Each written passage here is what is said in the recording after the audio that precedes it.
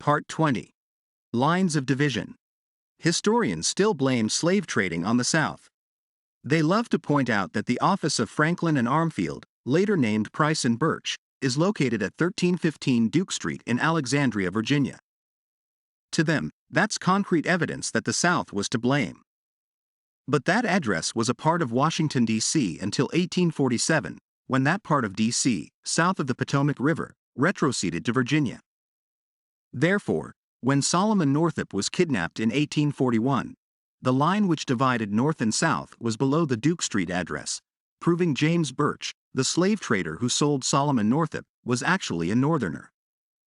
Later, during the Civil War, Union troops raided the building in an attempt to catch Southern slave traders red-handed, only to find the building had been abandoned.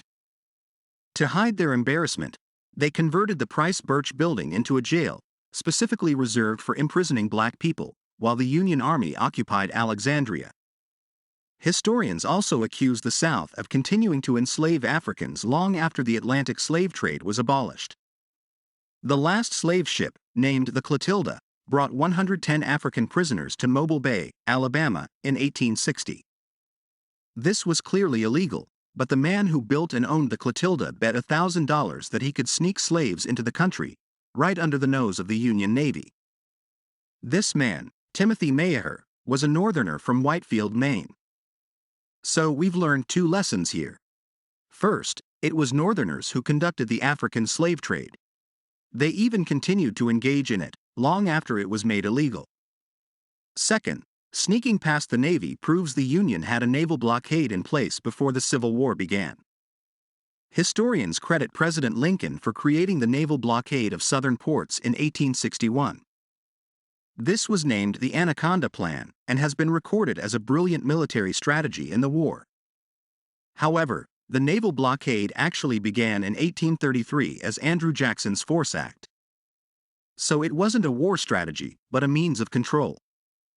If you try to call anything before 1861 a naval blockade, you will face denial. But when you investigate Jackson's Force Act, you will learn that President Jackson was using military force to prevent ships from sailing into or out of southern ports, without first paying tariffs or taxes to the federal government. So you ask, was it the National Guard posted as sentries? Was it soldiers in the Union Army? No. It was the Navy, using their ships to block southern ports. Heck, that's the very definition of a naval blockade. So all the double talk and denial was just a waste of time. After the Civil War, police in the South began to target black people. Why?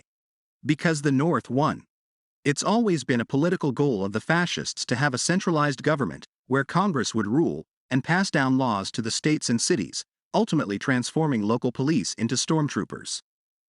Their job became enforcing the will of the dictators. That's why black people were oppressed. By the way, stormtroopers, I mean police, targeted black people in the North as well.